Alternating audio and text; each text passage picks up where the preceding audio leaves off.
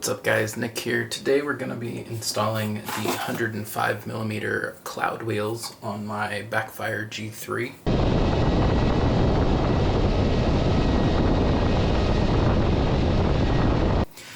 So let me show you what I'm going to use to install them and what comes in the box, and then we'll get started.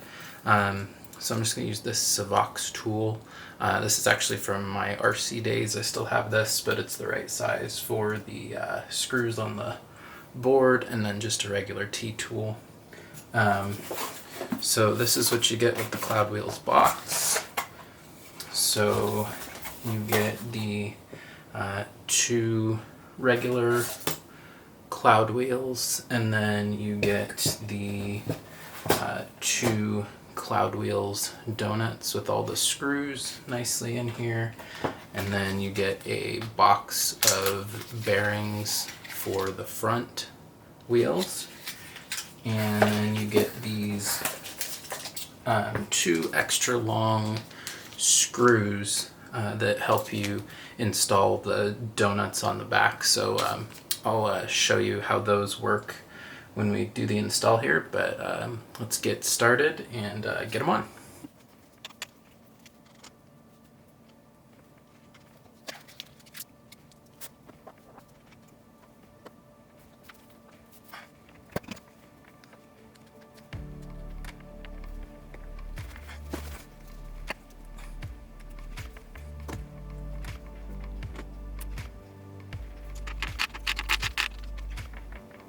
So basically what I did here is, to get these bearings in, I just used the bolt to just snug them down. So I'm going to take it off and see if that actually was enough or not.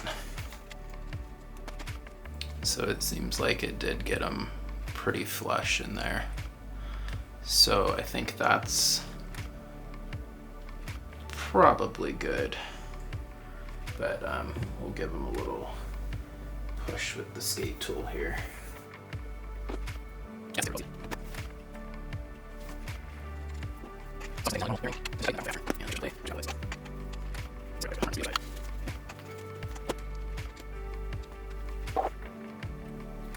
Maybe we can actually use the hub to, yeah, there we go. That's probably the ideal.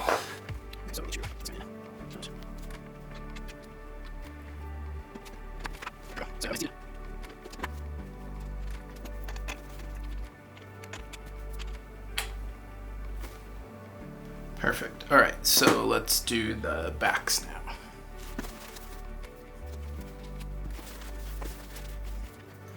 So this is where we're going to use this Savox tool. Take these off really easily.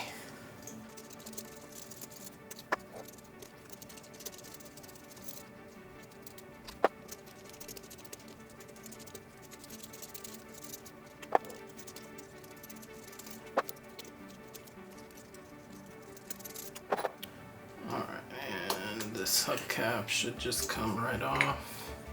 Yep. And let's see. Yep, that comes off really easy. No problem there. Okay, so the first thing that we need to do is pull out this foam here.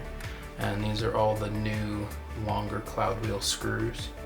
So what I'm going to do is I'm going to use these longer pins, and if you can see, there's holes here that the screws go through. So I'm going to make sure I have it the right way, and then I'm just going to put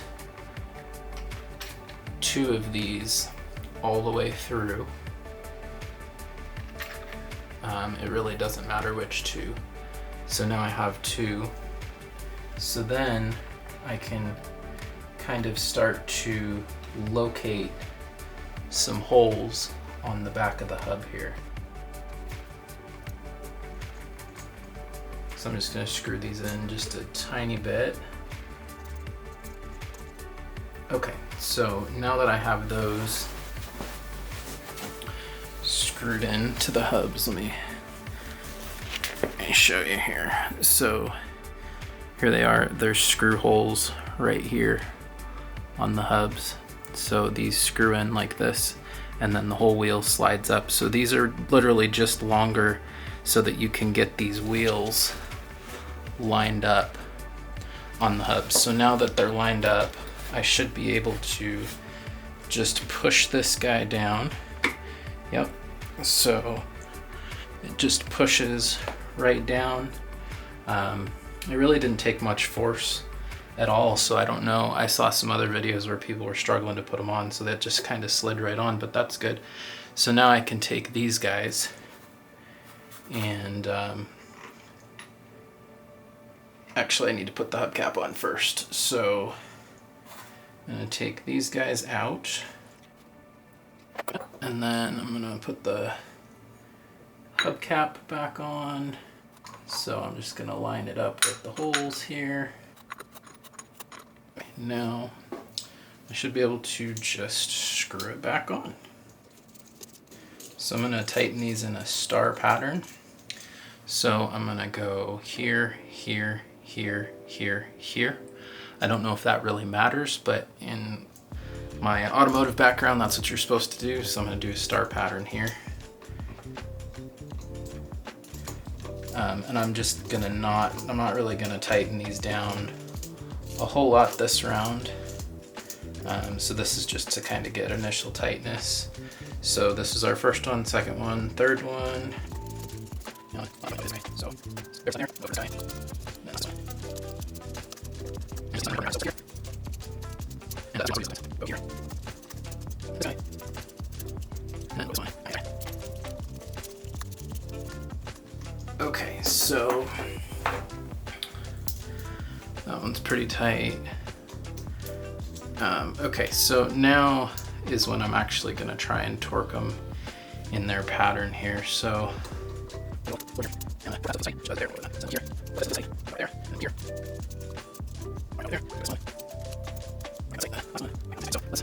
look at the back side here. And yeah, those all are coming through. You can't see it in the camera, but those are all coming through about the same length. So I'm just gonna try torquing them again. We started here. So good. Good. Good. Good. Okay, perfect. All right, so now we're just gonna do that again on the other side.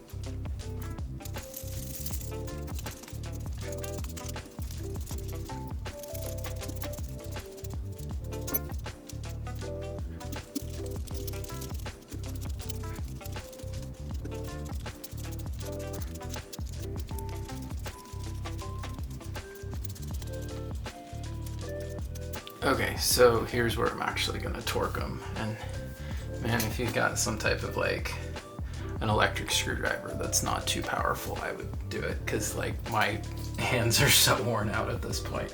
So we're going to start with our first one and do our torque pattern here.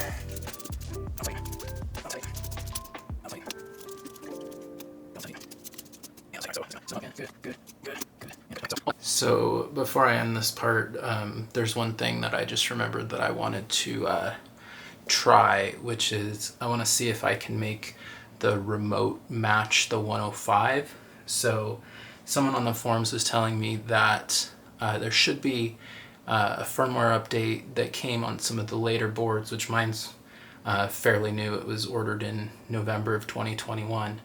So you should be able to select 105 millimeters if you do the calibration. So I believe you hold this for 5 seconds and the power button on the remote for 5 seconds. And it says remote paired okay. and then I'm going to select the unit, which is mile, and I do have it. I don't know if you can see that or not. I think you can. So I can select 105. So I believe this button. So that took me to 165. So I want to select 105. So I'm going to do that. And then we're back.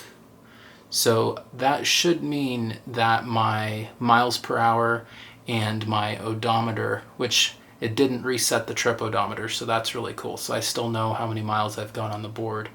But yeah, that should make the speed right, the miles per hour speed right. And it should make the trip and the odometer stay accurate, because when you change your wheel size, you're changing the odometer. The odometer is not going to read correctly unless it's paired to what your wheel size is. So I would recommend doing this, because that'll make sure that you know how fast you're going and you know how far you've gone. So let's give it a shot.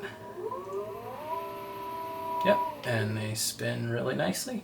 So now we'll take it out and see how they ride. All right, so we're gonna give the Cloudwheels a go. It's really cold today, even though it probably doesn't look like it's only like 37 degrees. So first thing we're gonna have to deal with is a pretty big hill. So that'll give us a good idea as to if the Cloudwheels are going to impact the performance of the board. See if it can still climb a hill, and then I'm just going to hit a little trail that I've been wanting to check out. So kind of running out of daylight here, so this won't be a super long ride, but this will be my first impressions.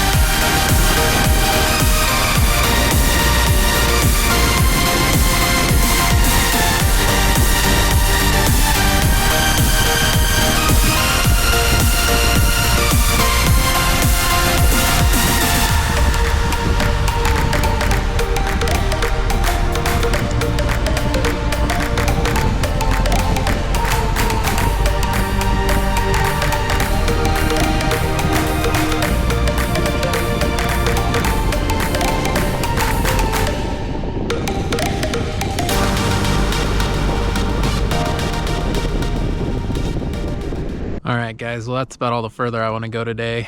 It is freezing out. I'm sure you can see my eyes are watering, and I'd like to go on a longer ride, but these October days, man. Cloudwheels seem good. I definitely was able to accelerate up that hill just fine. It does seem like a little dopier, but I don't think it's too bad. But we'll see. They're definitely louder, but you know, that's not really a big deal either. So, and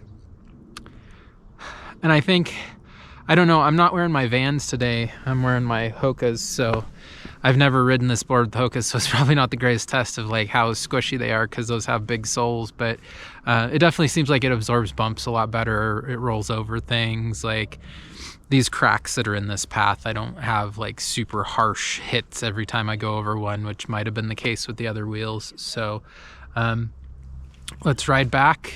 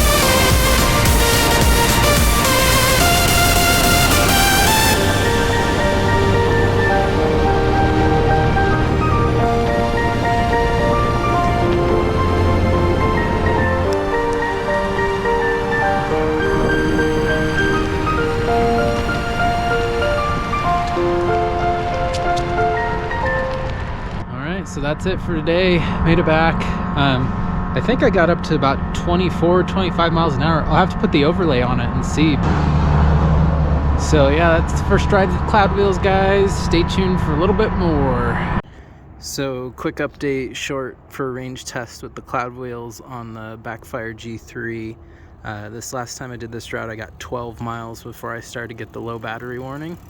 And this time I got 8.2. I know, just noticed substantially hotter than last time when I was at 12 miles. So it definitely heats up the motors more. That's actually almost too hot to hold my fingers on.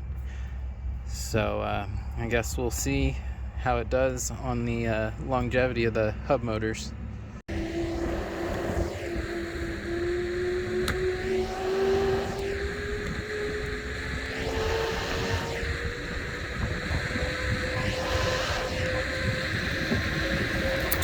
Under left.